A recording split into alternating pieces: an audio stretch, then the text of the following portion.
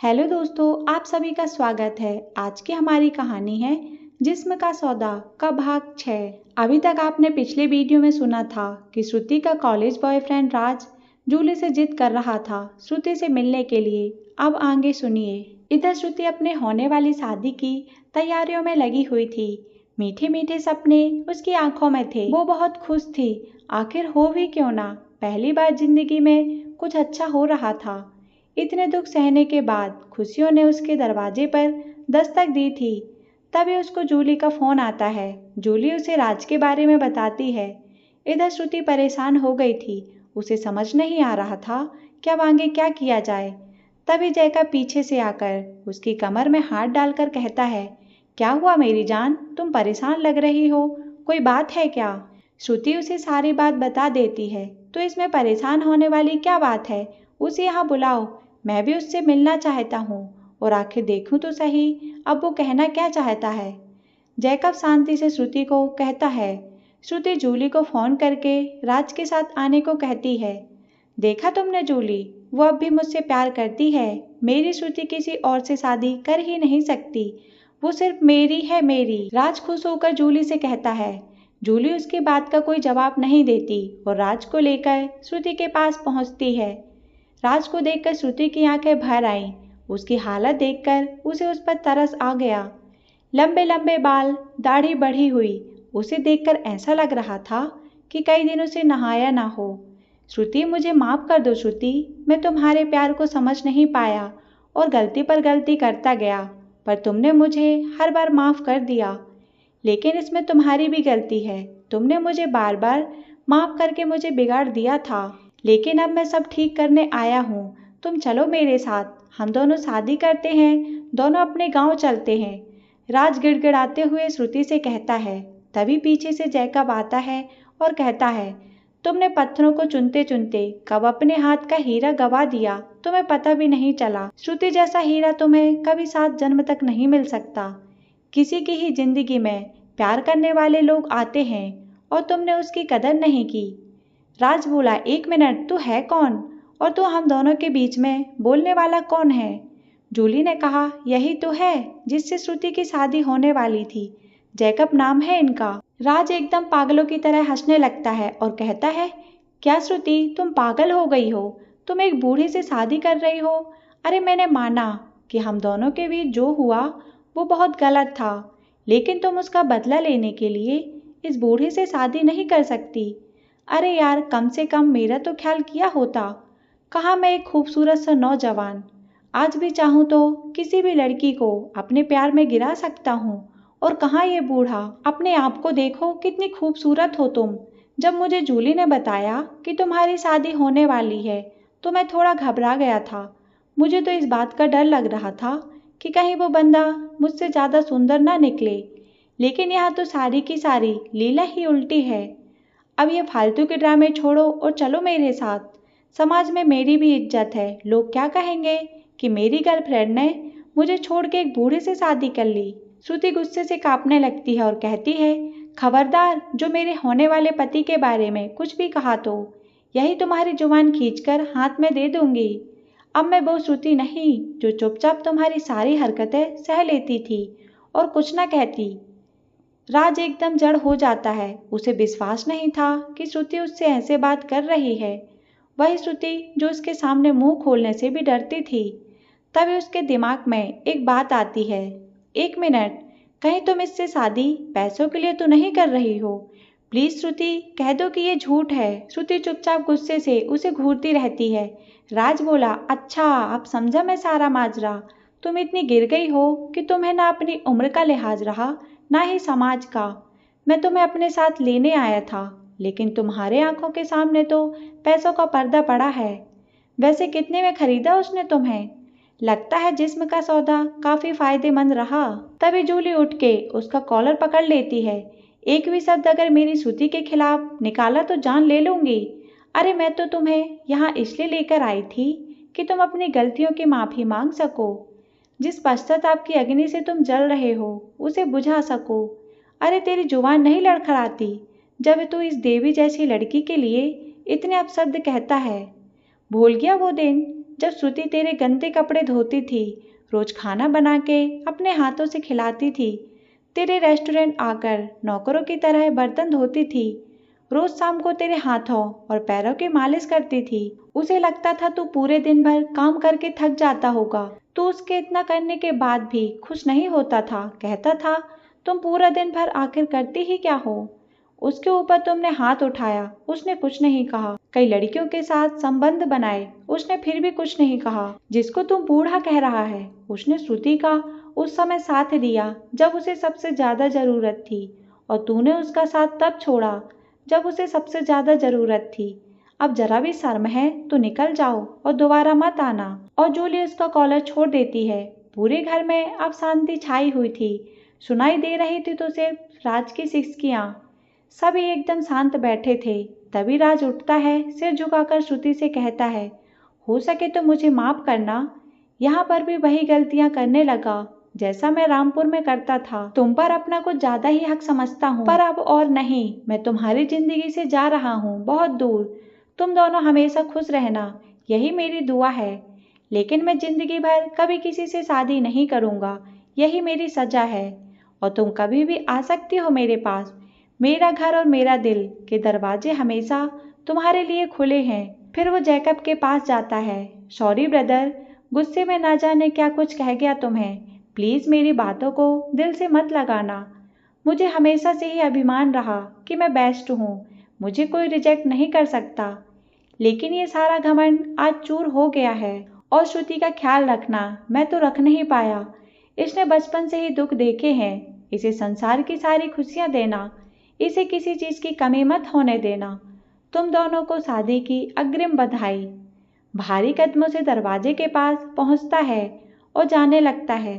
तभी जैकब उसे पीछे से आवाज देता है, रुको, मुझे कुछ बात करनी है। श्रुति, यहाँ आओ मेरे पास। राज, तुम भी आओ। जैकब राज से पूछता है, क्या तुम श्रुति से शादी करने के लिए अभी भी तैयार हो? राज बोला, मैं तो तैयार हूँ, लेकिन श्रुति तो तुमसे शादी करना चाहती है। जैकब कहने लगा। श्रुति के पास जाकर उसका हाथ पकड़ता है और कहता है, मैं जानता हूँ ये तुम्हारे लिए मुश्किल फैसला है।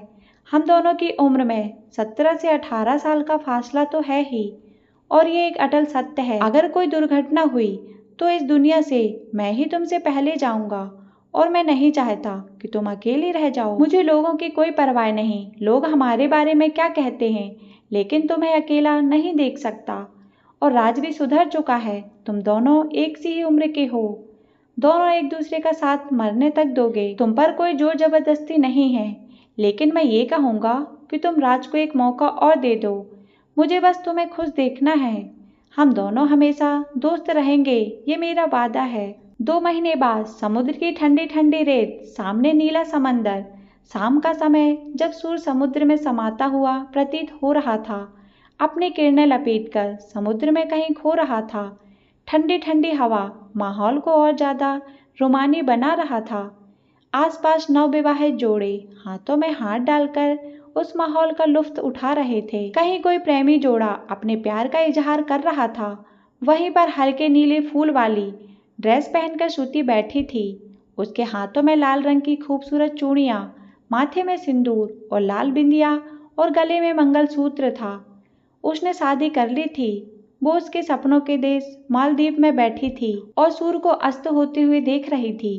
तभी पीछे से एक शख्स आता है जिसने अपने हाथ में ड्रिंक पकड़ी हुई थी, और उसके पास आके कहता है, जान, कैसा लग रहा है नजारा? श्रुति बोली, बहुत ही खूबसूरत जैकब। जैकब कहने लगा, तुमसे तो कम ही खूबसूरत है। Love you darling. जैकब और श्रुति ने शादी कर ली थी। वो दोनों अपना हनीमून मनाने मालदीव आए थे। ये श्रुति की ही पसंद थी। तभी श्रुति उस दिनों के बारे में सोचती है जिस दिन उसने राज को फैसला सुनाया था। राज बोला, हाँ श्रुति, चलो मेरे साथ। मैं भगवान की कसम खाता हूँ, तुम्हें कोई दुख दर्द नहीं दूंगा। श्रुति चुपचाप से खड़ी हो जाती है और इधर उधर घूमने लगती है। फिर आराम से कहती है, जैकब, तुम्हें याद है जब मैंने अपनी और राज की कहानी आपको सुनाई थी? जैकब बोला, हाँ याद है। श्रुति कहने लगी, कहानी के अंत में क्या कहा था? जैकब सोचते हुए, क्या कहा था? यही कि राज, मैं अब जा रही हूँ और अब कभी वापस नहीं लौटूंगी। हाँ, यह सच है कि आज राज मुझसे माफी मांग रहा है, गिड़गिड़ा रहा है। और सच कहूँ तो मैंने उसे माफ भी कर दिया है, लेकिन मैं उससे शादी नहीं कर सकती, ना ही उसके पास वापस जाऊंगी। जैकब, मैंने आपको उस दिन ही अपना पति स्वीकार कर लिया था, जिस दिन मेरे परिवार ने आपको स्वीकार किया था, जिस दिन आपने मुझे एक सम्मानीय जिंदगी दी थी। हाँ, मैंने राज से प्यार किया जरूर था, लेकिन उसने वो खुद ही खत्म कर दिया है। अब मेरे दिल और दिमाग में सिर्फ और सिर्फ आप हो। आप कहते हो कि हम में उम्र का फासला है, लेकिन मुझे ये सब कुछ नहीं दिखता। मुझे दिखता है एक साफ दिल, अंदर से खूबसूरत शख्स, जिसके दिल में मेरे लिए कितना प्यार है, जिसने मुझे फिर से जीना सिखाया, अपने आप से प्यार करना सिखाया। राज, तुम कहते हो ना कि तुम एक खूबसूरत युवक हो, लेकिन मैं कहती हूँ कि खूबसूरती अंदर से होती है, बाहर से नहीं। मेरे लिए सबसे ज्यादा खूबसूरत इंसान जैकब है, क्योंकि वो अंदर से खूबसूरत है। राज समझ चुका था कि अब कुछ नहीं हो सकता। वो भारी कदमों से आंखों में पानी लेके अपने गांव लौट जाता है और वो कभी न शादी करने की ठान लेता है। इधर जैकब आंखों में आंसू लिए श्रुति के गले लग जाता है। वर्तमान में श्रुति, मालदीव मैं भी पहले आना चाहता था, लेकिन किन्हीं कारणों से नहीं आ पाया, लेकिन यहाँ आके बहुत अच्छा लग रहा है, और जब इतनी खूबसूरत बीबी हो तो और भी अच्छा लग रहा है। जैकब ड्रिंक श्रुति की ओर बढ़ाकर कहता है। श्रुति बोली, तुम्हें पता है, मैं हमेशा से ही अपना हनीमून समुद्र के किनारे मनाना चाहती थी। जैकब को सोचते हुए, एक बात बताएं श्रुति, उस दिन मुझे लगा नहीं था कि तुम मुझे चुनोगी। मैंने तुम्हें बोल तो दिया था कि तुम राज के पास चली जाओ, लेकिन मन ही मन में दुखी भी था, पर तुम्हें हर हाल में खुश होना देखना चाहता था। श्रुति कहने लगी, मैं जानती हूँ जैकब, तभी मैंने तुम्हें चुना। जिस तरह से मेरा पास्ट रहा है, आज वो कभी स्वीकार नहीं कर पाता। उसे तो पता ही नहीं कि मैंने क्या क्या किया है। सबका दिल तुम्हारी तरह नहीं होता। हाँ, पर एक बात तो है कि मैंने उसे माफ कर दिया। मेरे मन में उसके लिए कोई मैल नहीं है। दोनों गले मिलते हैं और अपना हनीमून एंजॉय करते हैं। दोनों एक दूसरे के साथ बहुत अच्छे से रहते हैं, एक दूसरे का ख्याल रखते हैं, और दोनों ही एक दूसरे से बहुत प्यार भी करते हैं। 6 महीने बाद श्रुति के जन्मदिन के अवसर पर जैकब बोला, श्रुति जल्दी नीचे आओ, मैं गाड़ी लेकर खड़ा हूँ, तुम्हारे लिए एक सरप्राइज है। श्रुति बोली, आ रही हूँ बाबा, इतनी भी क्या जल्दी है।